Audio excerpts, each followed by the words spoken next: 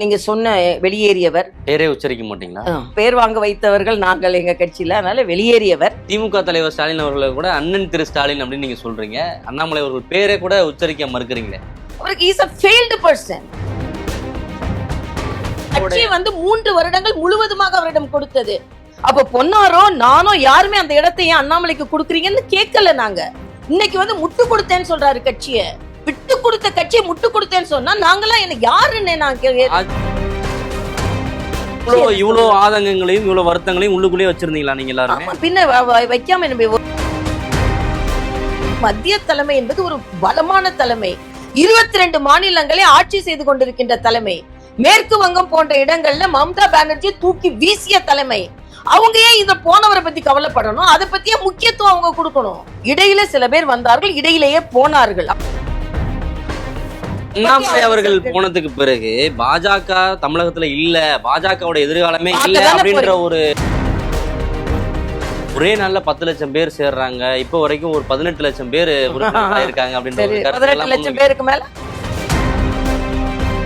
உங்களை இயக்குனர் ஒருவர் இயக்க வேண்டுமா? முதலமைச்சர் அவர்களே, இயக்குனர் இயக்குனால்தான் நீங்க இயங்குவீர்களா? நீங்க முதலமைச்சர் ஆயிட்டீங்க. மக்கள் திராவிட முன்னேற்ற கழகத்தின் மீது உள்ள கோபத்தை காண்பித்தார்களே தவிர விஜய் அவர்களுக்கு அபரிதமான ஆதரவை தரவில்லை. அது ஏன் பாஜகவுக்கோ இல்ல என்டிஏ கூட்டணிக்கோ அந்த வாக்குகள் மாறல? உருவாக்கும் மண் எஸ்என்எஸ், வெற்றியின் மண் SNS. SNS institutions, Kovai. Vikatan நேயர்களுக்கு வணக்கம். இன்றைய சிறப்பு நேர்காணல்ல முன்னாள் ஆளுநரும் பாஜகவின் மூத்த தலைவருமான தமிழிசை சவுந்தரராஜன் அவர்களை தான் சந்திக்க இருக்கிறோம். எப்படி இருக்கீங்க மேடம்? நல்லா இருக்கும், பிரமாதமா இருக்கும். தமிழ்நாடு தான் நல்லா இல்ல. பாஜக எப்படி இருக்கு மேடம்? பாஜக நல்லா இருக்கு. தாவேக்கா மேல ஒரு சாஃப்ட் கார்னர்லயே தொடர்ந்து பேசிக்கிட்டே இருந்தீங்க. தேர்தலுக்கு முன்னாடி கடுமையான விமர்சனங்களை முன் வச்சாலும் கூட தாவேக்கா பாஜக கூட்டணிக்குள்ள வரணும் அப்படின்ற ஒரு எண்ணம் உங்களுக்கு தொடர்ந்து இருந்துகிட்டே இருந்துச்சு. இன்னொரு பக்கம் அதிமுகவினரும் தாவேக்கா கூட்டணிக்குள்ள போகணும் அப்படின்ற ஒரு மனநிலை இருந்துச்சு. அதெல்லாம் எதுவுமே நடக்காம தனியா அவர் தேர்தலில் போட்டிட்டாரு. தனியா அவரால் வெற்றி பெற முடியாது அப்படின்ற ஒரு கருத்தை ஆணித்தரமா சொல்லிக்கிட்டு இருந்தீங்க. திமுகவும் சொன்னாங்க 200 இடங்களை தாண்டி வெற்றி பெறுவோம் அப்படின்ட்டு. இதையெல்லாம் கடந்து தனிப்பெரும் சக்தியா அவர் வெற்றி பெற்றிருக்காரு. அதை நீங்க எப்படி பாக்குறீங்க? இந்த 1 மாத கால ஆட்சியை எப்படி பாக்குறீங்க? முதல்ல நாங்க விஜய் அவர்களை கூட்டணிக்கு அழைத்தோன்னு சொல்ல முடியாது, சாஃப்ட் கார்னர்னு சொல்ல முடியாது.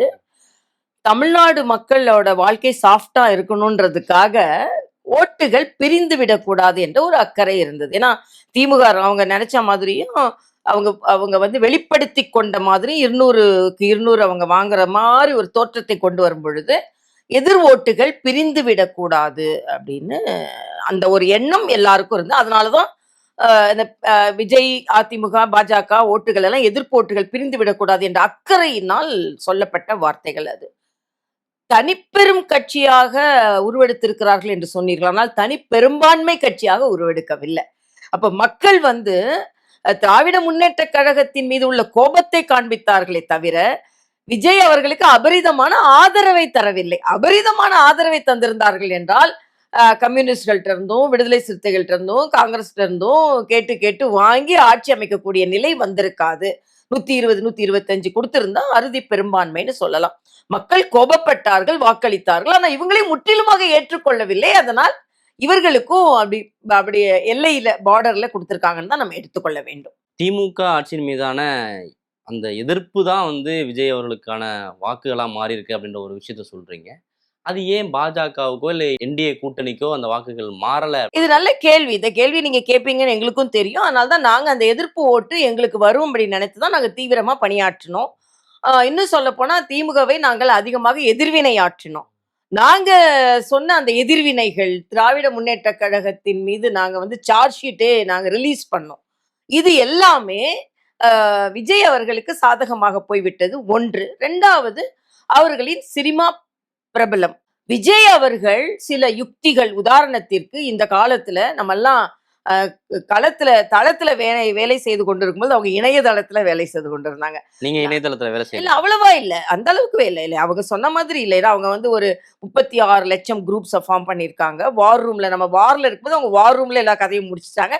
இதெல்லாம் நம்ம ஒப்புக்கொண்டுதான் ஆகணும். என்னோட விஜயோட பிரபலம், அதை நான் அண்டர் எஸ்டிமேட் பண்ணல. அந்த பிரபலத்துவம் கடைசி மனிதர் வரை அதை எடுத்து செல்வதற்கு உதவி செய்தது. கடைசி மனிதர் வரையில கடைசி குழந்தை வரை அதை எடுத்து செல்ல உதவியது. ஆனா பாஜகவும் அதிமுகவும் வாக்கு சதவீதத்துல நீங்க பாத்தீங்கன்னா ஏறக்குறைய நாங்கள் சரியான வாக்கு சதவீதத்தை தான் வாங்கி இருக்கிறோம். ஆனா வெற்றி பெறுகின்ற வாக்கு சதவீதத்தை வாங்கவில்லை என்பதை பாஜக ஒப்புக்கொண்டாக. கடந்த தேர்தல்ல 11% வரைக்கும் வாங்குனுச்சு அப்படின்ற ஒரு விஷயம் இருக்கு. அதுல இருந்து 2% குறைஞ்சது இப்படி ஏறக்குறைய இல்ல இதுல நாங்க குறையவே இல்லை. நான் மறுபடியும் இதை அழுத்தி சொல்றேன். நாங்க சொல்லல, இது எங்களோட அகில பாரத தலைவர்களும் மிக தெளிவாக சொன்னார்கள். எலெக்ஷன் கமிஷனை பொறுத்த வரைக்கும் அந்த ஒரு பெர்சன்டேஜ் வெளியிடுவாங்க. அதை வச்சே எல்லாரும் 2.9 3 அப்படின்னு சொல்லி கொண்டிருக்காங்க. எலெக்ஷன் கமிஷன் எப்படி வெளியிடுவாங்கன்னா எந்தெந்த தொகுதிகள் எத்தனை தொகுதிகளில் போட்டியிட்டார்களோ அத்தனை தொகுதிகளில் வாங்கி வாக்கு சதவீதத்தை அவர்கள் வெளியிடுவார்கள். ஆனா நாங்க 23 தொகுதிகளில் தாமரை நின்னது, பாராளுமன்றத்துல சட்டமன்றம்னு பார்க்கும்போது 27 தொகுதிகளில் நின்னோம், கூட தமாகவும் நின்னது. அப்படி பார்க்கும் பொழுது ஏறக்குறைய 6 பாராளுமன்ற தொகுதிகளை நின்ன மாதிரி தான் கணக்கு. அப்ப 6 பாராளுமன்ற தொகுதிகள்ல 3% வாங்கும் பொழுது 23 பாராளுமன்ற தொகுதிகளை 11% வாங்கும் பொழுது இன்னும் சொல்ல போனா அதை விட 1-2% அதிகரிக்க தான் செய்திருக்கிறது. அதனால ஒரு கட்சி என்று அப்படிதான் பார்க்க முடியுமே தவிர நாங்க எந்த விதத்திலையும் குறையல. இன்னும் சொல்ல போனா மொடக்குறிச்சி போன்ற இடங்கள், அவினாசி போன்ற இடங்கள் மிக மிக 3000-4000த்துல நாங்க வாக்குகளை இழந்திருக்கிறோம், வெற்றியை இழந்திருக்கிறோம். அது மட்டுமல்ல வாக்கு சதவீதத்துல கூட நாங்க லட்சக்கணக்கில் எங்கள் லட்சியமும் கூடியிருக்கிறது, லட்சமும் கூடியிருக்கிறது. அதனால இது இன்னைக்கு தமிழ்நாட்டுல ஒரு முதலமைச்சரே தோல்வி அடையக்கூடிய ஒரு சூழ்நிலை வரும் பொழுது பாஜக ஏதோ கரைந்ததை மாதிரி பேசுவது நாங்கள் ஒத்துக்கொள்ள மாட்டோம். இந்த தேர்தலை ஒரு குறியீடாக வைக்கவே முடியாது. இந்த தேர்தல் திடீரென்று ஒரு பிரபலம் வந்தது, திடீரென்று வாக்குகளை அள்ளி இருக்கிறார்கள், திடீரென்று ஆட்சி அமைத்திருக்கிறார்கள் 2.5 வருஷத்துல. அது ஒரு 50 ஆண்டு கால 75 ஆண்டு கால ஆட்சியை எதிர்த்திருக்கிறார்கள், 50 ஆண்டு கால ஆட்சியை எதிர்த்திருக்கிறார்கள்.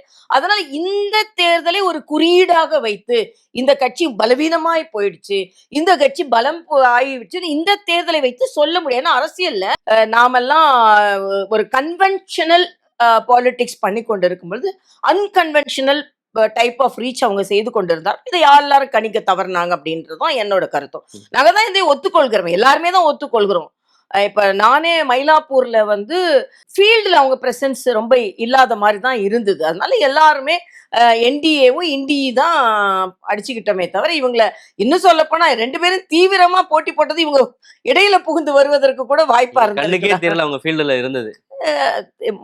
தெரிந்த அளவிற்கு இல்ல, அதான் கண்ணுக்கே தெரியல நம்ம சொல்ல முடியாது.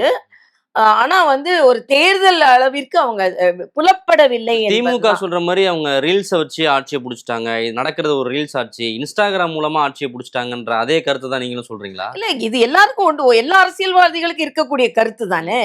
ஏன்னா அவங்க பல பேரணிகள் நடத்தி எல்லா இடங்களிலும் அவங்க வாக்கு சேகரிப்பதற்காக அவங்க ஃபீல்டுல இறங்கி வீடு வீடா போய் அப்படின்னு இவங்க அரசியல் கட்சிகள் நடந்து நடந்து வீடு வீடா போகும்போது அவங்க இணையதளத்துல கடந்து கடந்து போய் கொண்டிருந்திருக்கிறார்கள் என்பதுதான் நாம எல்லாமே புரிந்து கொண்டது.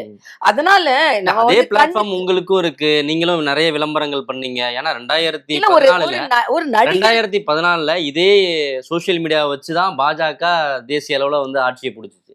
ஸோ இதெல்லாம் உங்களுக்கு சொல்லி தெரிய வேண்டியதில்லை. இப்போ நீங்க புதுசா இதை சொல்ற மாதிரி இருக்குது. இல்ல புதுசா சொல்லல, புதுசா வர கட்சி அதை அதிகமா பயன்படுத்தினாங்க. இன்னொன்னு அதை தலைமை தாங்குபவர் ஒரு நடிகர், ஒரு அரசியல் கட்சியில மேல வர்றவங்க ஒரு இன்ஸ்டா போட்டா அதை பார்ப்பவர்கள், அதை பின்பற்றுபவர்களை விட ஒரு திரைப்பிரபலம் போட்ட உடனே அதை சினிமா மாதிரி திறந்து பார்ப்பாங்க இல்லையா? இப்ப தலைமை நடிகர் அப்படிங்கிறீங்க, இப்ப தலைமை அப்படிங்கிறது ஒரு பிரச்சனையா இருக்கா? ஒரு ஃபேஸ் ஒரு ஃபெமிலியர் ஃபேஸ் வேணும், தலைமைன்றது இளைஞர்களை கவரக்கூடிய ஒரு தலைமை வேணும் அப்படின்ற ஒரு தேவை ஏற்பட்டிருக்குன்னு நினைக்கிறீங்களா? இல்ல நான் இந்த இளைஞர்கள் தான் வேணும் அப்படின்றதுல நான் ஒப்புக்கொள்ள மாட்டேன். மரியாதைக்குரிய கலைஞர் அவர்கள், மரியாதைக்குரிய ஜெயலலிதா அவர்கள், இன்று மோடி அவர்கள், இந்தியாவில் இன்னைக்கு நீங்க காலையில பாத்தீங்கன்னா இன்னைக்கு ட்ரம்ப் சொல்லியிருக்கிறாரு, எனக்கு மோடி அவர்களை போல அமைதியாக இருந்து வெற்றி பெறக்கூடிய எண்ணம் என்னிடம் இல்லை, அந்த திறமை என்கிட்ட இல்லை அப்படின்னு சொல்லிட்டு இன்னைக்கு 3 உக்ரைன் யாரெல்லாம் சண்டை போட்டுட்டு இருக்காங்களோ அவங்க இன்னைக்கு மோடியை பார்த்திருக்காங்க. உக்ரைன் பிரதமர் பார்த்திருக்கிறார், ரஷ்ய பிரதமர் பார்த்திருக்கிறார், ட்ரம்ப் பார்த்திருக்கிறார்.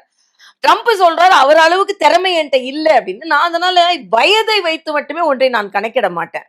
திறமையும் இருக்க வேண்டும். அதனால இளைஞர்கள் எல்லாம் வந்துட்டாங்க அப்படின்னா உடனே அவங்களுக்கு மட்டும்தான் போட்டி அப்படின்னு நான் இல்ல சொல்ல இப்ப மாட்டேன். ஏன் அந்த கருத்து முன்னிறுத்தப்படுதுன்னா, ஜென்சி இளைஞர்களுடைய ஆதரவு யாருக்கு இருக்கோ அவங்க தான் வந்து வெற்றி பெற்றிருக்காங்க.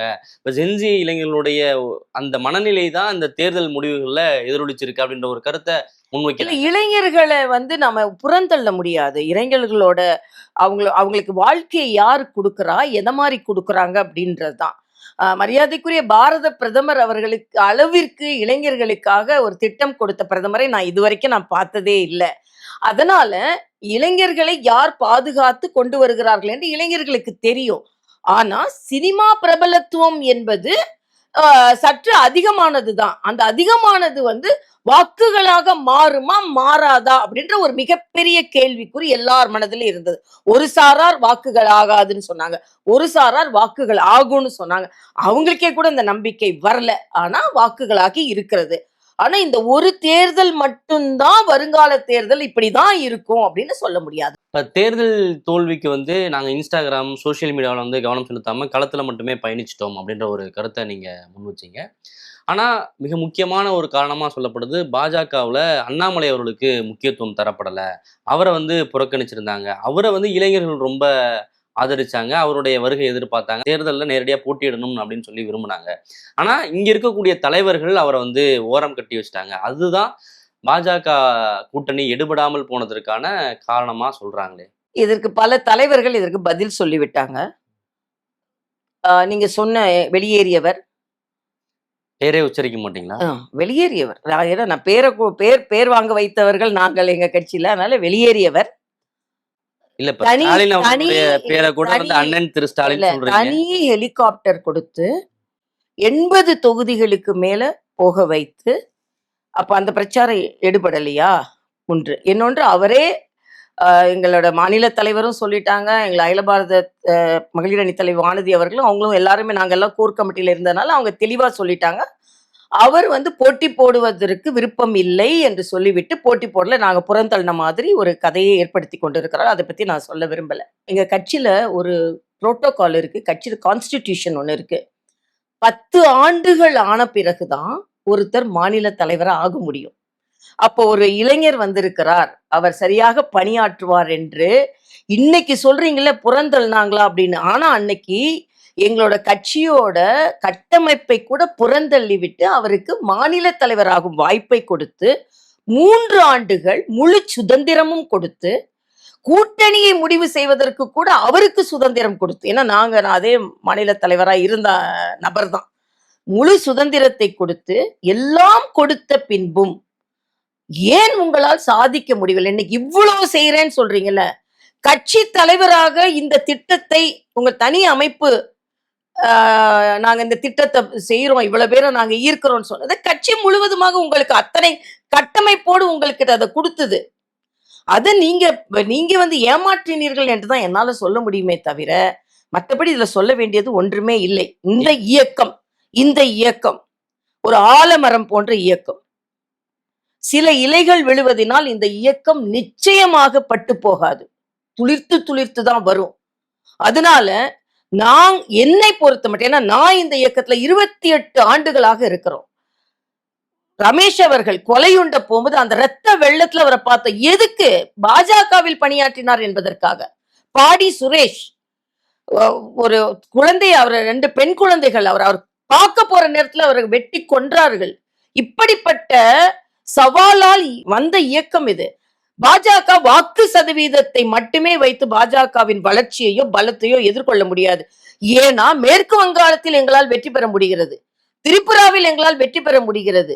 ஏன்னா இங்க திராவிட கழகங்கள் அதிகமாக பலமாக இருந்தது, வெற்றி பெற முடியவில்லை என்பதை நான் ஒற்றுக்கொள்கிறேன். ஆனா உங்ககிட்ட கொடுக்கும் பொழுது நான் சொல்றேன், 2014 திராவிட முன்னேற்ற கழகமும் அதிமுகவோ இல்லாம நாங்க ஒரு கூட்டணி அமைத்து 18.5% வாங்கி, அண்ணன் பொன்னார் அவர்கள் தலைவர், நான் தேசிய செயலாளர், 18.5% வாங்கி 2 பாராளுமன்ற உறுப்பினர்கள், பாண்டிச்சேரியோட சேர்த்து 3 பாராளுமன்ற உறுப்பினர்களை பெற்றோம். ஆனா இதே மாதிரி தானே உங்ககிட்ட அந்த முழு வாய்ப்பையும் கட்சி கொடுத்தது. 11%, 18% சொல்றீங்களே, ஒரு இடத்தை கூட பெற முடியவில்லை. மரியாதைக்குரிய அண்ணன் சிபி ராதாகிருஷ்ணன் வென்றெடுத்த கோயம்புத்தூர், நீங்க சென்னையை விடுங்க, மத்த இடத்தை விடுங்க, பலமாக இருக்கின்ற கோயம்புத்தூரை உங்கள் கையில் கொடுத்தார்கள். அதற்கு போட்டியிடுகின்ற வாய்ப்புகள் பல பேருக்கு இருந்தாலும் வெற்றி பெறல. அப்ப நான்கு இப்ப என்ன சொல்றாங்க, நீ என்ன 6 வாட்டி தோட்ட, 7 வாட்டி தோட்ட, 29 வாட்டி கட்சியில நின்று இந்த கட்சி வளர வளர வளர வளர என்னோட இளமை, எங்களது ஆற்றல் எல்லாவற்றையும் இந்த கட்சியோடு பின்னி பிணைந்து நாங்கள் இந்த கட்சிக்காக கொடுத்தவர்கள். நாங்க 6 வாட்டி நிக்கிறது, நீ வந்த உடனே சட்டமன்ற தேர்தலில் போட்டியிடும் வாய்ப்பு அரவக்குறிச்சியில, மிக பலமான கோயம்புத்தூரில் போட்டி போடுகின்ற வாய்ப்பு 2024ல. இப்ப வெற்றியை ஏன் கையில் கொடுக்கவில்லை? எல்லா பலமும் உங்களுக்கு கட்சி கொடுத்தது இல்ல. அப்போ எல்லா பலமும் கொடுத்து, எல்லா ஆதரவும் கொடுத்து, எல்லா தனித்தன்மையும் கொடுத்து, கேட்ட சீட்டையும் கொடுத்து, பிரதமர் பலமுறை நீங்கள் தலைவராக இருக்கும் பொழுதும் 14 முறை வந்து அதை வாக்குகளாக உங்களால் மாற்ற முடியவில்லைல்ல. அப்புறம் எதை வாக்காக மாற்ற போகிறீர்கள் இப்பொழுது? முழுமையாக, ஏன்னா நான் அந்த பதவியில இருந்து அவருக்கு கொடுத்த ஆதரவு எவ்வளவு அபரிதமான ஆதரவு தெரியும். இன்னொன்னு, நாங்கெல்லாம் தலைவரா இருக்கும்போது மரியாதைக்குரிய ஜெயலலிதா இருந்தார்கள், கலைஞர் இருந்தார்கள், பெரிய தலைவர்களோடு போராட வேண்டிய சூழ்நிலை எங்களுக்கு இருந்தது. இப்போ நீங்க மத்தியில ஆட்சியில இருக்கிறீங்க. நாங்க தலைவர்களை வளர்ந்து வரும் பொழுது, நான் 2006ல நான் உறுப்பினர் சேர்த்த ஒரு படத்தை போட்டிருந்தேன். 2006ல் காங்கிரஸ் ஆட்சிக்கு வந்து விட்டது. 2004ல இருந்து 2014 வரைக்கும் காங்கிரஸ் ஆட்சி. காங்கிரஸ் குடும்பத்தில் பிறந்த நான், இப்ப நீங்க சொல்றீங்களா அவரை மாதிரிலாம் இல்ல, காங்கிரஸ் குடும்பத்தில் பிறந்த நான், எல்லோருமே அப்பா சித்தப்பாலாம் அங்க பலமா இருக்காங்க, இவங்க போயிடுவாங்கன்னு நினைச்சாங்க. ஆனா அப்போ ரோட்ல நின்னுங்க நாங்க போராடணும். அன்னைக்கு ரோட்ல நின்னு எல்லாரும், அது மரியாதைக்குரிய இலகணேசனா இருக்கட்டும், மரியாதைக்குரிய கே லட்சுமணனா இருக்கட்டும், மரியாதைக்குரிய பொன் ராதாகிருஷ்ணன் இருக்கட்டும், இன்னைக்கு துணை ஜனாதிபதியாக இருக்கின்ற சிபி ராதாகிருஷ்ணனா இருக்கட்டும், நானாக இருக்கட்டும், இப்ப அமைச்சராக இருக்கின்ற தம்பி முருகனாக இருக்கட்டும், சிறுக சிறுக சிறுக சிறுக சிறுக சேர்த்து வைத்த மாளிகையின் அந்த மாடத்தை, கோபுரத்தை உங்க கையில கொடுத்தாங்க. அந்த கோபுரத்தை அரண்மனையாக நீங்கள் மாற்றுவீர்கள் என்பதற்காக எல்லாரும் கஷ்டப்பட்டு கொண்டு கொண்டு கொண்டு கொண்டு கொண்டு வச்ச செங்கலுங்க. அது அடித்தளத்தை, அதாவது சந்திரபோஸ் போன்ற படிச்சவங்க பாஜகவுக்கு தலைவரான படிச்சவங்க யாரு? கிருபாநிதி அவர்கள் ஒரு பட்டியலினத்தை சார்ந்த MS படித்தவர் பாஜகவிற்கு தலைவராக இருந்திருக்கிறார். சந்திரபோஸ் அவர்கள் அந்த காலத்துல, எந்த காலத்துல, அப்பவே மருத்துவரானவர் பாஜகவிற்கு தலைவர். என்ன படிச்சவர் இப்பதான் தலைவர் ஆகிறாங்களா? நான் வெளிநாடுகளில் படித்த ஒரு MBBS DGO. ஆக எல்லாவற்றிற்கும் மேலாக அவர் எல்லா அதிகாரம் எல்லாவற்றையும் கொடுத்து, மத்தியில் தலைமையிலும் இருந்து எல்லா ஆதரவையும் கொடுத்து, மத்தியிலே ஆட்சியில இருக்கு, நாங்க வளர்த்து கொண்டிருக்கும் போது ஆட்சியில இல்லாம இல்ல, மத்தியில ஆட்சியிலும் இருந்து எல்லா மாநிலங்களிலும் வெற்றி பெறுகின்ற ஒரு சூழ்நிலையில் கட்சியை முழுவதுமாக 3 வருடங்கள் உங்கள்கிட்ட கொடுத்த பின்பும் ஏன் கட்சியை வளர்க்க முடியல? ஏன் கட்சியை பலம் பொருந்திய கட்சியாக மாற்ற முடியல? ஏன் உங்களால பாராளுமன்ற உறுப்பினர்களை கொண்டு வர முடியவில்லை? படபடன்னு தள்ளிட்டீங்க. இவ்வளவு ஆதங்கங்கள் இருக்கு உங்களுக்கு, புரியல? நிச்சயமா, ஏன்னா இந்த கட்சியை 3 வருடங்கள் முழுவதுமாக அவரிடம் கொடுத்தது. இன்னைக்கு முட்டு கொடுத்தேன்னு சொல்றாரு கட்சி உங்களுக்கு விட்டு கொடுத்தது. விட்டு கொடுத்த கட்சியை முட்டு கொடுத்தேன்னு சொன்னா நாங்களாம் என்ன யாருன்னு நான் பாஜகவுடைய வளர்ச்சியில உங்களுடைய பங்கு பெரிய அளவுல இருக்கு அப்படிங்கறத யாருமே மறுக்க மாட்டாங்க. தமிழக பாஜகவுடைய வளர்ச்சியில இதுவரைக்கும் தலைவர்களாக இருந்த எல்லாரோட பங்கு. நீங்க பேசும்போது ஒரு விஷயம் சொன்னீங்க, நாங்கள்லாம் சிறுக சிறுக உழைச்சு கட்டின மாளிகையை அப்படியே தூக்கி கொடுத்தோம் அப்படின்னு. அண்ணாமலை அவர்கள் நேரடியா பதவிக்கு வரும்போது உங்களுக்கு அந்த ஆதங்கம் இருந்ததா? தொடர்ச்சியா அந்த சீனியர்களுக்கு உடனே அவர் பதவிக்கு வந்துட்டார் அப்படின்ற ஆதங்கம் இருந்ததா? அந்த ஆதங்கம் இருந்தா யாரு? இன்னைக்கு நீங்க அவரோட முதல் படத்தை, நான் இல்ல அன்னைக்கு அவர் பதவி இருக்கும்போது நான் இல்ல, நான் கவர்னரா வேறொரு மாநிலத்துல இருக்கேன். ஆனா அந்த ஒரு படத்தை மட்டும் பாருங்க, ஒரு புகைப்படத்தை மட்டும் பாருங்க. மரியாதைக்குரிய அண்ணன் CPR, மரியாதைக்குரிய அண்ணன் பொன்னார், வானதி ஸ்ரீனிவாசன், முருகன் எல்லாரும் கையை பிடித்து அவரை அமர வைக்கிறார்கள். எனக்கிட்ட கூட அப்படி ஒரு போட்டோ கிடையாது. நான் தலைவராகும் போது கூட எல்லோரும் ஏற்றுக்கொண்டு, ஒரு இளைஞனை தலைவராக்குகிறது கட்சி என்று எல்லோரும் ஏற்றுக்கொண்டு, எங்க கட்சியில முன்னாள் தலைவர்களுக்கு என்று ஒரு அடையாளம் எப்பொழுதுமே கொடுக்கப்படும். மரியாதைக்குரிய பாரத பிரதமரும் அமித்ஷா வந்தாலும் அடுத்த சீட்டு அண்ணன் பொன்னாருக்கு தான் கொடுக்கப்படும். ஏன்னா அவர் தான் இருக்கிறதுல வயதானவர், மூத்தவர், என் கட்சியை ஆரம்பத்துல வளர்த்ததுல. ஆனா எல்லா நேரமும் அந்த இடம் அண்ணாமலைக்கு கொடுக்கப்பட்டது. அப்ப பொன்னாரோ நானோ யாருமே அந்த இடத்தை ஏன் அண்ணாமலைக்கு கொடுக்குறீங்கன்னு கேட்கல நாங்க. ஏன்னா ஒரு இளைஞர் இந்த கட்சிக்காக வந்திருக்கிறார், உழைத்திருக்கிறார், அதனால அந்த சீட்டை கொடுத்தா நாங்க எல்லாமே அதை ஒத்துக்கொண்டோம். இன்னும் சொல்ல போனா திருச்சியில வானதி கூட அவங்களோட பேட்டியில சொன்னாங்க, எங்களுக்கு எல்லாம் மேடையில இடம் இல்லை, ஆனா எல்லா நேரமும் அண்ணாமலைக்கு மேடையில இடம் கொடுக்கப்பட்டது. ஒரு சீனியர் கூட ஒரு நாள் கூட கிரம்பிளிங்கும் கிடையாது. நாங்க எந்த விதத்திலும் எங்களோட அதிருப்தியை நாங்க தெரிவித்ததே இல்லை. எல்லா விதத்திலும் அவருக்கு கூட தான் எல்லோருமே இருந்து கொண்டிருந்தாங்க. இவ்வளவு முக்கியத்துவம் கொடுத்திருக்கீங்க, இவ்வளவு விட்டு கொடுத்திருக்கீங்கன்னு நீங்களே சொல்றீங்க. அப்போ எந்த இடத்துல கான்ஃபிளிக்ட் வந்துச்சு? எந்த இடத்துல அது வந்து அவங்ககிட்ட தான் நீங்க கேட்கணும். ம்.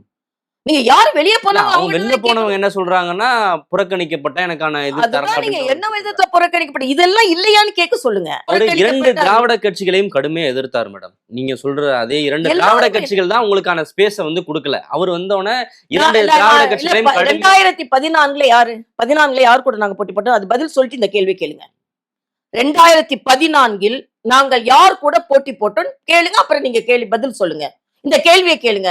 2014 கழகங்கள் இல்லாத தமிழகம் தானே போட்டி போட்டோம். 2014 அண்ணன் வைகோ இருந்தார், மரியாதைக்குரிய விஜயகாந்த் இல்ல, இருந்தார். எதற்காக இந்த கேள்வி நான் கேட்கிறேன்னா, அதிமுகவை எதிர்த்த ஒரே காரணத்துக்காக தலைவர் பதவியில இருந்து அவர் நீக்கிட்டாங்க அப்படின்ற ஒரு நெரேட்டிவ் இப்ப வைக்கப்படுது. அதனால இதை அது கேட்கிறேன். தவறுன்னு நான் சொல்றேன். அது தவறு. நீங்க அதிமுக வேண்டாம்னு சொன்னபோது ஒப்புக்கொண்டு கட்சி கொடுத்தது இல்ல, அப்ப நீங்க அதை வெற்றி பெற்று காண்பிருக்கும்ல. நீங்க என்னைக்கு அதிமுக வேண்டாம்னு சொன்னீங்களோ அப்ப கட்சி அதை ஒப்புக்கொண்டது இல்ல. 2024 நீங்க வேண்டாம்னு சொன்னீங்க, கட்சி அதை ஒப்புக்கொண்டது. 2024 அதிமுக கூட இருந்திருந்தா நம்ம வெற்றி பெற்றிருக்கலாம்ன்ற ஆதங்கமும் உங்கள்கிட்ட இருக்கா? அந்த எங்ககிட்ட இல்லைங்க. நீங்க அது கணக்கு பாத்தீங்கன்னாலே எல்லாருமே சொல்றதுதான். நாங்க எங்க எங்க மரியாதைக்குரிய பெரிய தலைவர்கள் சொன்னது ஆதங்கம்னு இல்ல. ஆனா அப்போ கூட்டணி வேண்டாம்னு சொன்னதை கட்சி ஒத்துக்கொண்டதா இல்லையான்றத நான் கேள்வி அந்த கேட்கிறேன். தவறான முடிவுக்கு தான் அவரை வந்து பதவியில இருந்து அவரையே இறக்குனாங்களா? பதவி நீக்கிறோம். ஏங்க அவரை பதவி நீக்கம் செய்தவர்கள் என்பதை நான் ஒப்புக்கொள்ள மாட்டேன். புறக்கணித்தார்கள் அப்படின்றதெல்லாம் எந்த விதத்துல உண்மை இல்லை. எதற்காக அப்படி சொல்ல வேண்டிய தேவை அது நீங்க அவங்ககிட்ட தான் கேட்கணும். அதுக்கு நான் ஏன் என்ன பண்ண பதில் சொல்ல முடியும்? அவங்களோட தனிப்பட்ட ஒரு ஆசை என்ன இருந்துன்னு எனக்கு தெரியாது. ஆனா அதே நேரத்துல ஒன்றை கேட்கிறேன், யாங்க யாருமே வார் ரூம்னு ஒண்ணு பார்த்திருப்பீங்க. எல்லா தலைவர்களையும் மிக மிக மோசமாக சித்தரிக்கப்பட்டார்கள். 4 தலைவர்களும் எல்லாரும் இந்த கட்சிக்காக உழைத்தவர்கள் தான் மிக மிக மோசமாக சித்தரிக்கப்பட்டார்கள். திருமதி வானதி சீனிவாசன் அவர்கள் கூட ஒரு பேட்டில சொல்லியிருக்காங்க, மிக சொந்த கட்சியினரே வந்து எவ்வளவு அந்த படங்கள் எல்லாம் பார்த்தா வேதனையா இருக்கும். எதிர்க்கட்சிகள் கூட அப்படி சித்தரிக்கப்படல. ஆக கட்சிக்காக உழைத்தவர்களே அவ்வளவு மோசமாக சித்தரிக்கப்படும் போது அது தடுக்கப்படவில்லை. நிச்சயமா தடுக்கப்படவில்லை. நீங்க இந்த தேசிய தலைமை கிட்ட வந்து அது நாங்க அது எங்க கட்சிக்குள்ள நாங்க என்ன செய்வோம் நான் இப்ப சொல்ல வேண்டிய அவசியம் இல்லை. எப்படி சொன்னோம் என்ன பண்றோம் இல்ல இது இதெல்லாம் நீங்க புகாரா சொல்லிதான் நாங்க அண்ணாமலை அவர்கள் புகார்ல நீக்கினாங்களா? சொன்னதே கிடையாது. நாங்க எங்கேயுமே புகார் சொன்னது கிடையாது. எங்க கட்சி இவ்வளவு என்ன இவ்வளவு சொல்லுது? ஆதங்கங்களையும் இவ்வளவு வருத்தங்களையும் உள்ளுக்குள்ளேயே வச்சிருந்தீங்களா நீங்க எல்லாருமே? ஆமா, பின்ன வைக்காம நம்ம ஒருத்தர் போன அப்புறம் அதை சொல்றதுல என்ன தப்பு இருக்கு? இல்ல இவ்வளவு ஆதங்கங்களோட தான் இவ்வளவு நாள் அவர் கூட டிராவல் இல்ல, பண்ணிருக்கீங்கன்ற இல்ல, ஒரு கேள்வியும் இருக்கு. ஆதங்கங்கள் இல்லப்பா, இது எல்லாமே அவருக்கு கொடுக்கப்பட்டதுன்றது சொல்றதுல என்ன தப்பு? இப்ப இருக்க எல்லாருக்கும் இருக்க கேள்வி, நீங்க எல்லாம் வந்து வெளிப்படையா பேசுறீங்க, வானதி சீனிவாசன் அவர்கள் வெளிப்படையா பேசுறாரு, கருத்துக்கள். தேசிய தலைமைக்கு என்ன மனநிலை இருக்கு? அண்ணாமலை அவர்கள் மீத தேசிய தலைமைக்கு இல்ல என்ன தேசிய நீங்க அவங்களுக்கு அப்ப 1000 மாநிலத்தை பார்க்கணுங்க. இந்த மாநிலத்துல ஒரு தோல்வி அடைஞ்சவரை வச்சு அவங்க ஏன் பாக்குறாங்க? அவருக்கு இஸ் a failed person. தோல்வி அடைந்தவர். உடனே நீங்க சொன்னீங்களா 6 வாட்டி நின்னீங்களா 7 வாட்டி? நான் நினைக்கிறேன் 4 வருஷத்துக்குள்ள 2 வாட்டி நீங்க நின்னு தோத்துருக்கீங்க. அப்ப கட்சி வளர்ச்சி அடைந்த கட்சி, மத்தியில ஆட்சியில இருக்கிற கட்சி, நீங்க நின்ன தொகுதி வெற்றி பெற்ற தொகுதி, இவ்வளவு ஆதரவு கொடுத்த அப்புறமும் நீங்கள வெற்றி பெற முடியல. மற்றவங்களை சொல்றதுக்கு என்ன உங்களுக்கு அதிகாரம் இருக்குன்னு கேக்குறேன். நிச்சயமா அதிகாரம் இல்ல. ஆனா அதே நேரத்துல மத்திய தலைமை என்பது ஒரு பலமான தலைமை. 22 மாநிலங்களை ஆட்சி செய்து கொண்டிருக்கின்ற தலைமை. மேற்கு வங்கம் போன்ற இடங்கள்ல மம்தா பானர்ஜி தூக்கி வீசிய தலைமை. அவங்க ஏன் இத போனவரை பத்தி கவலைப்படணும்? அதை பத்தியே முக்கியத்துவம் அவங்க கொடுக்கணும். நீங்க அதை பத்தி கேட்கறதே தப்பு. மத்திய தலைமை அவரை பத்தி கேட்கறதே தப்பு. அது அண்ணாமலை அவர்கள் போனதுக்கு பிறகு பாஜக தமிழகத்துல இல்ல, பாஜகவோட எதிர்காலமே இல்ல அப்படின்ற ஒரு அது சொல்லதானே பார்க்க தானே போறீங்க. பாஜக இல்லாம இருந்ததா? மரியாதைக்குரிய உமா பாரதி போன பிறகு பாஜக இல்லாம இருந்ததா? கல்யாண் சிங் போன பிறகு பாஜக இல்லாம இருந்ததா? அதே மாதிரி எடியூரப்பா போன பிறகு பாஜக இல்லாம இருந்ததா? பாஜக யாருங்க? பாஜக கடுமையான சூழ்நிலையில் திராவிட கட்சிகளை எதிர்த்து எங்களது சித்தாந்தத்தை மிக கடுமையாக நாங்கள் இங்க போராடி பதித்து கொண்டிருக்கிறோம். தமிழக மண் மற்ற மண் மாதிரி கிடையாது, இலகு கிடையாது. எந்த தேசிய கட்சி இங்க கால் பதிப்பது ஒன்று இலகுவான விஷயம் கிடையாது. ஆனா காங்கிரஸ் மாதிரி இல்ல. நாங்க வந்து போராடி போராடி போராடி பாஜக இல்லை என்ற வார்த்தையை நான் ஒத்துக்கொள்ளவே மாட்டேன். இன்னைக்கு ஆர்ப்பாட்டம் நடைபெறுக வந்து பாருங்க அங்க பாஜக எங்க இருக்கிறது என்று. இப்ப வீதியில் பாஜகவில் வந்து ஒவ்வொரு தியாகத்தையும் செய்த தொண்டன் எங்களோடு இருக்கிறான். வேர்வையை சிந்தி இந்த வளர்த்த கட்சியை வளர்த்தவர்கள் இன்று இருக்கிறார்கள். நாங்கள் இருக்கிறோம். பார்க்கத்தானே போகிறீர்கள்.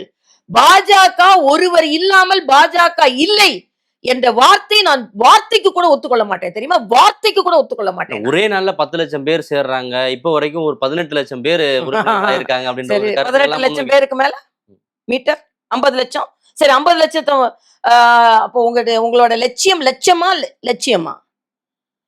18 லட்சம் தான் இப்போ சேர்ந்திருக்காங்க. 50 லட்சம் ஆன பிறகுதான் என் நடவடிக்கை. அப்போ உங்களோட திட்டம் லட்சியமா? தெருக்கோடி மக்களை பார்த்தா கோடிகளா? இப்ப அதாவது இது இந்த என்ன? கேள்வியை ஏன் திரும்ப கேட்கிறேன்னா, ஏற்கனவே கேட்டதான் ஜென்சி இளைஞர்களை மையப்படுத்தி தான் எதிர்கால அரசியல் இருக்க போகுது அப்படின்ற ஒரு கருத்தை Gen Z முன்வைக்கிறாங்க. இப்ப அடுத்த வரக்கூடிய தேர்தல்ல வந்து உதயநிதி, விஜய், அண்ணாமலை இப்படிதான் வந்து இருக்க போகுது தேர்தல் அப்படின்றாங்களே. அப்படிலாம் இல்ல. அது வந்து திராவிட முன்னேற்ற கழகம், அதிமுக, பாஜக என்று இருக்கும் நிச்சயமா. அந்தந்த நேரத்துல யார் தலைவர்களா இருக்கிறார்களோ அவர்கள் அதிமுக, ஜென்சின்னு அந்த இளைஞர்களை தவறாக ஏற்கனவே ஆட்சியில் இருக்காங்கங்க. அதனால சொல்றேன், நீங்க ஜென்சின்னு அந்த இளைஞர்களை தவறாக மதிப்பிடாதீர்கள். அவர்கள் ஆராய்ந்து யாருக்கு வாக்களிக்க வேண்டும் என்று தெளிவாக தெரிந்த இளைஞர்கள். இந்த இளைஞர்கள் தான் இன்னைக்கு உலக அரங்கில இந்தியாவை மேல்நிறுத்தி கொண்டிருக்கிறார்கள். அதனால ஏதோ இளைஞர்களை நான் பேசினா உடனே அவங்க என் பின்னால வந்துருவாங்க அப்படி இல்லை. இந்த பாஜகவை தமிழக இளைஞர்கள் ஆதரிக்க போகிறார்கள். ஏன்னா இன்னைக்கு இந்த நாடை முன்னே நிறுத்தி கொண்டிருப்பது மோடி அவர்கள் தான். நேத்து 7500 கோடி இப்ப பேப்பர்ல வந்திருக்கு. மரியாதைக்குரிய முதலமைச்சர் அவர்கள் பக்கிங்ஹாம் கால்வாயை தூர்வார போகிறார்கள் என்றால் அதற்கு 7500 கோடி ரூபாய் மத்திய அரசு கொடுத்திருக்கிறது. இன்னைக்கு தமிழகம் வளர்ச்சி அடைவதற்கு மத்திய அரசு உறுதுணையாக இருக்கிறது. அப்ப இன்னைய இளைஞன் என்ன நினைப்பான்னா, என் பாரத தேசத்தை உலக அரங்கில் உயர்த்தி கொண்டிருப்பது யார் அப்படின்னு தான் இன்னைய இளைஞன் நினைப்பான். இன்னைய இளைஞன் ஒரு இளைஞன் கூப்பிடுறான், உடனே நான் பின்னால போற இளைஞர்கள் இன்னைக்கு கிடையாது. இவர் வந்ததுக்கு பிறகு வளர்ச்சியே அடையலையா? இல்ல, நான் அதுக்கு சொல்ல வர கருத்து அப்படிதான் இருக்கு. ஒரு நான் திருப்பி சொல்றேன், ஒரு ஃபுல் ஸ்டாப் வச்சிடுங்க. அதுக்கு வந்து விவாதத்துக்கு நான் வரல. வளர்ச்சி அடைஞ்சதா வளர்ச்சி அடையல, வளர்ச்சி அடையும் பாஜக, அவ்வளவுதான். இடையில சில பேர் வந்தார்கள், இடையிலேயே போனார்கள், அவ்வளவுதான் நான் சொல்ல முடியும். அதற்கு மேல இது விவாதம் வேண்டாம்னு எனது கருத்து. ஓகே மேடம், இந்த 1 மாத கால ஆட்சியை எப்படி பாக்குறீங்க? தாவேக ஆட்சியை 1 மாத கால ஆட்சியை தான் நாங்க இன்னைக்கு ஆர்ப்பாட்டம் பண்ணி ஆர்ப்பாட்டம் பண்ண வேண்டிய ஆட்சி எப்படின்னு தான் எங்களோட கருத்து. நான் அதனாலதான் திருமாவளவன், காங்கிரஸ் போன்றவர்களை, கம்யூனிஸ்டுகளை வன்மையாக கண்டிக்கிறேன். தினம் ஒரு பாலியல் பலாத்காரம், தினம்னு சொல்ல முடியாது, நிமிடத்திற்கு நிமிடம். நேற்று டைம்ஸ் ஆஃப் இந்தியால பாத்தீங்கன்னா 2 நாட்களுக்குள் 27 பாலியல் பலாத்காரங்கள் நடைபெறுகிறது சென்னையில மட்டும், சென்னை சுத்தி மட்டும். ஏன் இதற்கு குரல் கொடுக்க நீங்கள் மறுக்கிறீர்கள்? ஆக நான் நேத்தே சொன்னேன், என்ன சொன்னேன்னா, ஒருத்தருக்கு மதிப்பெண் கொடுக்கணும்னா, நாங்கெல்லாம் ஆசிரியராக இருந்து பழக்கப்பட்டவர்கள். முக்கியமான கேள்விக்கு பதில் அளிக்காம எத்தனை கேள்விக்கு நீங்க பதில் அளித்தாலும் உங்களுக்கு மதிப்பெண் கொடுக்க முடியாது. முக்கியமான கேள்வி என்பது பெண்கள் பாதுகாப்பு. பெண்கள் பாதுகாப்புக்கு முக்கியத்துவம் கொடுக்காத ஒரு ஆட்சிக்கு எங்களால எந்த மதிப்பெண்ணும் கொடுக்க முடியாது. ஆக பெண்களுக்கு மதிப்பை கொடுக்காத ஒரு ஆட்சிக்கு மதிப்பெண்ணே கொடுக்க முடியாது. ஆனா நான் ஒரே ஒரு கேள்வி கேட்கிறேன், ஒரு சின்ன பதற்றம். இவ்வளவு குழந்தைங்க பாலியல் பலாத்காரம் செய்யப்பட்ட இங்க பொன்னேரிக்கு போக முடியாதா முதலமைச்சர் அவங்களே? நீங்க கிளம்பி போறது யாரு வேண்டான்னு சொன்னா? ஒரு இடத்துக்கு சரி, கோயம்புத்தூர் தான் உங்களுக்கு கொஞ்சம் தூரம், பொன்னேரியில போறது, போய் அந்த குடும்பத்துக்கு ஆறுதல் சொல்றது ஏன் இல்ல? நீங்க போனீங்களே எதிர்கட்சியா இருக்கும் பொழுது, அரியலூர் வரைக்கும் போனீங்கல்ல, ஏன் போல இப்போ? ஆனா உங்களோட அன்னைய போட்டோ ஷூட்ஸ பாருங்க, இதெல்லாம் தான் தவறு. நீங்க ஏதோ ஆட்சிக்கு வந்துட்டோன்றதுக்காக எல்லாம் செய்து கொண்டு இருக்க முடியாது, இதெல்லாம் தவறு. இதை நாங்கள் சுட்டி காண்பிப்போம். தேர்தல் முடிவுகள் பத்தி உங்கள்கிட்ட கேட்கும்போது, திமுக வரவிடாம தடுத்திருக்கு தாவேக, அந்த வகையில நாங்க மகிழ்ச்சி அப்படின்னு நீங்க ஒரு நேர்காணல்ல சொல்லியிருந்தீங்க. ஆனா அவரு கூட்டணி கட்சிகளாக வந்து என்டிஏ கூட்டணியில இருக்கக்கூடிய எந்த கட்சிகளையும் அணுகாம திமுக கூட்டணி கட்சிகள் இருந்த கட்சிகளை தான் அணுகியிருந்தாங்க. கூடிய கல்லாப்பெட்டி கூட்டணிலாம் கூட விமர்சிச்சாங்க. அந்த கூட்டணி கட்சிகள்கிட்ட போய் ஆதரவு கேட்கிறாங்க. ஆனா உங்ககிட்ட வந்து ஆதரவு கேட்கல. இந்த கேள்வி என்கிட்ட கேட்க கூடாது, அவங்க கிட்ட போய் கேட்கணும். கல்லாப்பெட்டிய வந்து நீங்க கல்லாப்பெட்டி கூட்டணியில மோசமா நினைக்கிறாங்களா? அவங்க ஒண்ணு யார்ட் ஸ்டிக் கிடையாது. அவங்க எப்படி நினைக்கிறாங்கன்றது எங்களை பத்தி கவலை இல்லை. நாங்க 22 மாநிலங்கள் ஆட்சி செய்து கொண்டு இருக்கிறோம். அதுல இவங்க கூப்பிடுறதுனால தான் இல்ல, அதை பத்தி நான் கவலையே படல. திமுக கூட இருந்தவங்க எல்லாம் முதுக குத்திட்டு நேரா வருவாங்கன்னு அவருக்கு ஒரு நம்பிக்கை இருந்தது. காங்கிரஸ் உடனே முதுக கூப்பிடுறதுக்கு முன்னாலே முதுக குத்திட்டு ஓடி வந்துருவாங்க. திருமாவளவன் அவர்கள் இல்ல நான் ஆட்சி அமைக்க வேணாம், அரசு எனக்கு அமைச்சர் வேணாம், ஆனாலும் அமைச்சரா இருப்பேன் அப்படின்னு சொல்லக்கூடிய தன்மை உண்டு. வைகோ இன்னைக்கு உதயசூரியன்ல நின்னுட்டேன். ஆக அவங்க எல்லாரும் அவங்களை முதுகில் குத்தி விட்டு வரக்கூடிய கூட்டணி என்று நல்லாக இவர்கள் அறிந்து விட்டார்கள். அதனால இவங்களை கூப்பிட்டா வருவாங்கன்னு கூப்பிட்டுக்கிட்டாங்கன்னு வச்சுக்கோங்களேன். எல்லாரும் அவங்க உங்க கூட்டணியில இருக்கக்கூடிய கட்சிகள் யாரும் வரமாட்டாங்கன்ற ஒரு முடிவுல இல்ல, அவர் வரல. அவங்களுக்கு துரோகம் செய்வாங்கன்றத நல்லா புரிஞ்சுக்கிட்டாரு. ஒன்னொன்னே காங்கிரஸ் துரோகம் செய்வாங்க, விசிகா துரோகம் செய்வாங்க, கம்யூனிஸ்டுகள் துரோகம் செய்வாங்க, IUML துரோகம் செய்வாங்க, துரோகம் செஞ்சுட்டு வருவாங்க. 25 MLAக்கள் துரோகம் செய்யாமலா வந்து அது வேற கட்சியோட பிரச்சனை. அது ஏன்ட்ட உங்க கேட்காதீங்க. கூட்டணியில் இருக்கக்கூடிய கட்சிகள் தானே. அது தேர்தலுக்கு அதுக்கப்புறம் அதை பத்தி நான் பேசல. அது இன்னொரு கட்சி. நான் இந்த கூட்டணியில ஏன் கூப்பிட்டாங்கன்னா, எல்லாரும் கூப்பிட்ட உடனே திமுக முதுகுல குத்திட்டு வருவதற்கு தயாராக இருந்தார்கள். ஒன்னா இருக்கோம்னா அடிமையாதான் ஒன்னா இருந்தோம் அப்படின்னு இன்னைக்கு வைகோ சொல்ற அளவுக்கு அவங்க கட்சி பிரிந்து எடுத்து அந்த வாதத்தை வச்சுட்டா கூட இப்ப இந்த 25 MLAக்கள் பத்தி பேச மாட்டேன் அப்படின்றத எனக்கு எதுக்கு? ஏன்னா எங்க அது கட்சி துரோகத்துல வராதா? அது என் கட்சி இல்ல, அது என் கட்சி இல்ல. அதனால நான் அதை பத்தி சொல்ல முடியாது. ஏன் இங்க இவங்களெல்லாம் கூப்பிட முடிஞ்சதுன்னா, துரோகிகள் அதிகமாக அங்க இருக்கிறார்கள், கூப்பிட முடிஞ்சதுன்னு நான் சொல்றேன். ஆனா பாஜக ஏதோ பாஜக இல்ல, பாஜக காணாம போகுன்றதெல்லாம் நான் சொல்ல மாட்டேன். நிச்சயமா பாஜக மிக பிரம்மாண்டமான ஒரு கட்சியாக பலம் வரும். அதற்கான பலத்தை நாங்கள் பெற்றுக் கொண்டிருக்கிறோம். 67 மாவட்டங்களுக்கு தலைவர்கள் 2 நாள் போய் தங்குறோம், எல்லாரையும் பார்க்கிறோம், எந்தெந்த தொண்டர்கள் வீட்டுக்கு போகிறோம். எல்லாரும் எங்கள் தொண்டர்கள், அவர்கள் எந்த அளவிற்கு கட்சியில் ஈடுபாடோடு இருக்கிறார்களோ அதை நாங்க பலப்படுத்த போகிறோம். மாவட்டம் தோறும் போய் நிர்வாகிகளை சந்திக்கிறதா சொன்னீங்க. இப்ப வந்து அண்ணாமலை அவர்கள் தனியா போய் ஒரு இயக்கத்தை ஆரம்பிச்சிட்டாரு. அவர் பக்கம் நிறைய பாஜக நிர்வாகிகள் எல்லாம் போயிடக்கூடாது, தடுக்கணும் அப்படிங்கிறதுக்காக தான் இப்படியான வேலைகள்லாம் நடக்குது அப்படின்ற ஒரு கருத்தையும் அந்த கருத்து என்ன வேணாலும் இருந்துட்டு போட்டுங்க. எப்பவுமே தேர்தல் முடிந்து சுற்றுப்பயணங்கள் நாங்க எல்லாருமே செய்வோம். நாங்க வந்து கட்சி என்ன சுற்றுப்பயணம் செய்தோ அதை ஏற்றுக்கொண்டு சுற்றுப்பயணம் செய்கின்ற தலைவர்கள் நாங்கள். இப்ப நீங்க சொல்றீங்களே, அவரை ஒரு 6 மாவட்ட ஒரு சட்டமன்றம் கொடுக்கும் பொழுது நாங்க பண்ண முடியாது அப்படின்னு சொன்னாரு. ஏன் பண்ண முடியாதுன்னு காரணம் சொன்னாரு. இப்ப அந்த காரணம் எதுவும் இல்லையான்னு எனக்கு தெரியாது. ஆக நாங்க அப்படியெல்லாம் விதிகளை மீறி ஒரு ஒரு கட்சியை தாண்டி இல்ல, நாங்க எதுவும் செய்யல. நாங்க கட்சி என்ன சொல்லுதோ அதை செய்து கொண்டிருக்கிறோம். 67 மாவட்டங்களுக்கு எங்கள் கட்சியில நீங்க பார்க்க தானே போறீங்க. நம்ம வாழ்த்துறையில் நான் பேசல. பாரதிய ஜனதா கட்சி தமிழகத்தில் வலுவடைவதை நீங்கள் பார்க்கத்தான் போகிறீர்கள். அதனால இன்னும் நிறைய பேட்டி இருக்கு, பேசுவோம், அவ்வளவுதான். திமுக தலைவர் ஸ்டாலின் அவர்களை கூட அண்ணன் திரு ஸ்டாலின் அப்படின்னு நீங்க சொல்றீங்க. அண்ணாமலை அவர்கள் பேரே கூட உச்சரிக்க மறுக்கிறீங்களே. அது நான் ஒரு பதில் சொல்ல வேண்டிய அவசியம் இல்லை, அவ்வளவுதான். ஒரு பக்கம் திமுக எதிர்க்கிறீங்க, இன்னொரு பக்கம் தாவேக எதிர்க்கிறீங்க, இன்னொரு பக்கம் அண்ணாமலை அவர்களையும் எதிர்க்கிறீங்க. இப்ப அதிமுக வந்து எதிர்காலம் என்னன்னு தெரியல அப்படின்ற ஒரு சூழல் இருக்கு. இப்ப இதற்கு நடுவுல தாமரை எப்படி மலரப்போகுது, பாஜக எப்படி வளரப்போகுது அப்படின்றது பார்க்கதான் போறீங்க. தாமரை எப்படி மலரப்போகுதுன்னு நாங்க 1984 2 பாராளுமன்ற உறுப்பினராக இருந்த தாமரை இன்னைக்கு பாராளுமன்றம் முழுதான் மலர்ந்திருக்குது. இன்னைக்கு நான் தலைவரா இருக்கும் போது நான் ஒரு பேட்டியில சொல்றேன், 6 மாநிலங்களில் நாங்கள் ஆட்சி செய்கிறோம்னு சொல்றேன். ஒரு பேட்டியில சொல்றேன், இன்னைக்கு 22 மாநிலங்களில் ஆட்சி செய்கிறோம். பக்கத்துல உள்ள பாண்டிச்சேரி வரைக்கும் வந்துட்டோங்க நாங்க. அதனால நிச்சயமாக தமிழ்நாட்டுல தாமரை மலரும். அதை பார்க்கத்தான் போகிறீர்கள். அதனால சில பேர் வருவார்கள், சில பேர் போவார்கள். ஆனால் தாமரை அப்படியே தான் இருக்கும். தாமரை மலரும் மலரும் மலரும். சவால்களான சூழ்நிலை. இப்ப அடித்தளத்தை அமைத்து விட்டோம், நாங்க வந்து தண்ணீரை ஊற்றி விட்டோம். இனிமே மலர்கள் மலர்வதற்கு வாய்ப்புகள் அதிகமாக இருக்கிறது. நிச்சயமாக மலரும். ஓகே மேம், உங்களுடைய நேரத்துக்கு நன்றி. நிறைய தகவலை பகிர்ந்தீங்க. நன்றி. நன்றி. வெற்றியாளரை விதைக்கும் மண் SNS, வெற்றியாளரை உருவாக்கும் மண் SNS, வெற்றியின் மண் SNS, SNS இன்ஸ்டிடியூஷன்ஸ் கோவை.